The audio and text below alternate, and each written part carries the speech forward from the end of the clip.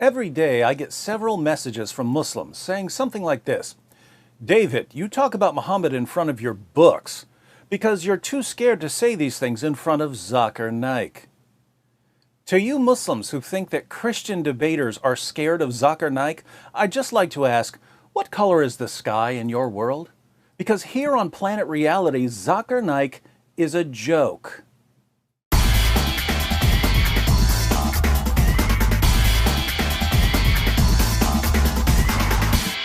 Zakir Naik is a joke, and I'm not saying that because I disagree with him. I'm saying it because he's a complete joke. Let me give you 3 quick reasons. First, Zakir Naik portrays himself as a champion debater, but he's never faced one actual Christian debater in his entire career. Compare Naik with someone like Shabir Ali. Shabir Ali has debated William Lane Craig multiple times. He's debated James White multiple times. He's debated Jay Smith multiple times. He's debated Mike Licona multiple times. He's debated Tony Costa multiple times. He's debated me multiple times. He's debated Sam Shamoun and Samuel Green and Jonathan McClatchy and Nabil Qureshi. Shabir Ali obviously isn't scared to face experienced Christian debaters. Look up Zakir Naik's debates and you'll find that he's debated a handful of people you've never heard of. The only person Zakir Naik has ever debated that I've even heard of was William Campbell, and William Campbell wasn't a debater, he was a writer. Naik knew he wasn't a debater, that's why he agreed to debate him. Naik only agrees to face people who either have no debate experience or know nothing about Islam. Those of us who debate regularly and who deal with Islam regularly, Naik won't come near us. And we've been challenging him for years. Here's a debate challenge we sent him nearly 8 years ago. I've challenged him to debate, James White has challenged him to debate, Sam Shamoun has challenged him to debate, Nabil Qureshi has challenged him to debate. And do you know what he says when we challenge him to debate? He says, you have to guarantee that you will show up to the debate with 10,000 people. Now, that's a strange demand. If you look at Zakir Naik's other debates with Christians, they didn't have to bring 10,000 people to the debate.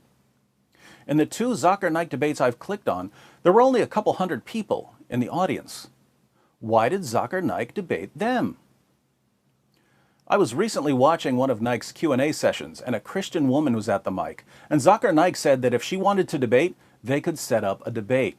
Ask your question in 2 or 3 sentences. If it is more than 2 or 3 sentences, yes, it becomes a lecture. If you want to have a lecture, yes, sure. If you want to have a debate also, we can arrange. Can you? Okay. You can come to Bombay. Right. No, it's not Bombay. I'm in the Gambia.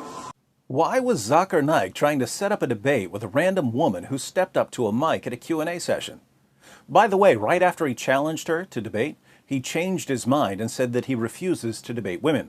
Then he said that he would be happy to debate a religious scholar, but once again, Naik didn't say anything about bringing 10,000 people to the debate.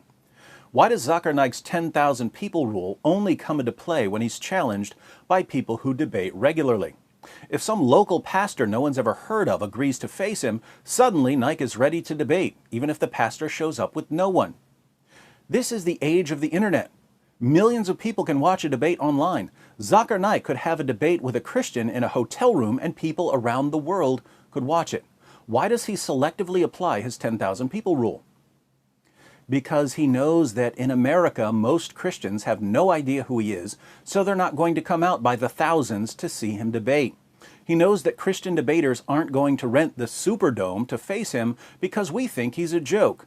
So he made up a rule that he only applies to avoid actual debaters. Why? Because he's a complete, utter, total coward, and he knows that his arguments would be destroyed by any experienced Christian debater.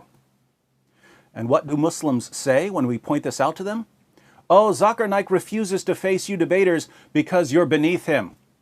Wait, all of the actual debaters are beneath him, but the people he's debated, most of whom no one's ever heard of, they were important enough for him to face? How would we know who's beneath Zakir Naik if he's never once stood on stage with an experienced debater? How would we know? Naik is like a guy who walks outside his house, punches someone in the face, and declares that he's the heavyweight boxing champion of the world without ever facing any actual boxers. It's pathetic. What's even more pathetic is that Naik's followers are so gullible they think he's a serious debater.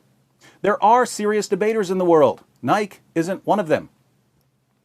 Second, Zakir Naik's ministry pays people to convert to Islam. The Hindustan Times reports The special branch of the Mumbai police claims that controversial Islamic preacher Zakir Naik and his non-profit Islamic Research Foundation have illegally converted around 800 people to Islam by paying them using funds received from abroad. The allegation, if proved, could spell more trouble for Naik, who is being investigated for his fiery speeches and alleged extremist links. Mumbai police found that Naik's organization paid converts 50,000 rupees, some of which came from Saudi Arabia. Members of the organization would then radicalize converts and convince them to join ISIS. For you Muslims who are thinking to yourself, no, Zakir Naik would never do such a thing, you should probably study the Quran and the life of your prophet, because Muhammad himself paid people to convert to Islam. And one of the reasons you pay zakat is to pay people to convert to Islam. Surah 9, verse 60 of the Quran lists the various uses of zakat. One of the uses is to attract the hearts of those who have been inclined towards Islam. What does it mean to use zakat funds to attract people's hearts? Muhammad shows us exactly what it means. In Sahih Muslim, number 6022, Muslims win the Battle of Hunain. And we read, "On that day, the Messenger of Allah gave Safwan bin Umayyah 100 sheep, then another 100, then another 100. Ibn Shahab said, Sa'id bin al-Musayyab told me that Safwan said, by Allah, the Messenger of Allah gave me what he gave me, and he was the most hated of people to me. But he kept giving to me until he became the most beloved of people to me." This guy hated Muhammad, but Muhammad kept giving him sheep by the hundreds until Muhammad was his favorite person in the world. In Sahih al-Bukhari 3344, Muhammad divides a piece of gold among 4 chiefs of a different tribe. We read, "So the Quraysh and the Ansar became angry and said, he, i.e. the Prophet, gives to the chiefs of Najd and does not give to us. The Prophet said, I give to them so as to attract their hearts to Islam." He was giving them gold to attract their hearts to Islam. Nearly 14 centuries later, Zakir Naik is doing the same thing. Muslims should be proud of Naik for imitating his prophet by bribing people to convert when his arguments fail miserably. Third, a few years ago, when I was watching some of Zakir Naik's talks to get some video clips for some shows, I was impressed that so many Muslims showed up to hear him speak when the talks were in English. I know a few Christians from one of the areas he was speaking in, and I said to them, it's cool that wherever Zakir Naik goes, there are so many Muslims there who speak English. They said, oh, lots of the Muslims who show up don't speak English. I said, why do they show up? Just to be close to Naik? They said, no, the Muslim leaders bring them in to cheer. They tell the Muslims who don't speak English to cheer loudly whenever they hear other Muslims cheering. Now think about this. Zakir Naik's organization has to bring in Muslims who have no idea what he's saying to cheer for whatever he says. Why? Because they understand that many Muslims, and even some non-Muslims, don't know enough about what he's saying to know if his arguments are good or bad. But if enough people are cheering for what he says, gullible audience members will assume that he must be right.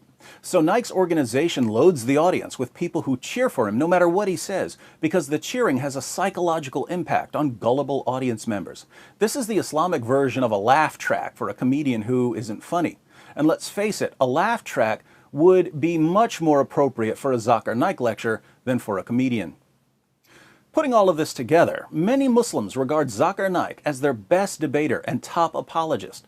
Who is Zakir Naik? He's someone who pretends to be a champion debater even though he's a complete coward who instantly backs down from every single experienced Christian debater who challenges him.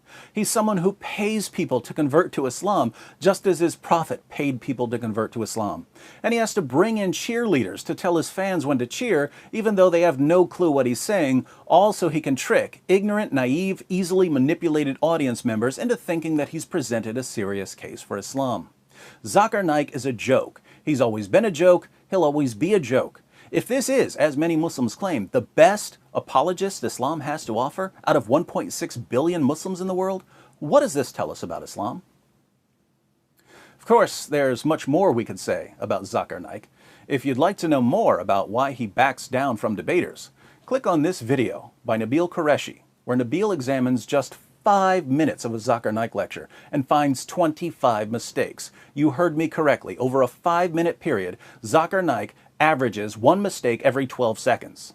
Fortunately for Naik, he's speaking to people who don't know any better and who don't bother to question or challenge him. But they keep cheering anyway, along with all the Muslims who don't even know what he's saying. Welcome to Islam, the only religion that would want someone like Zakir Naik as its champion.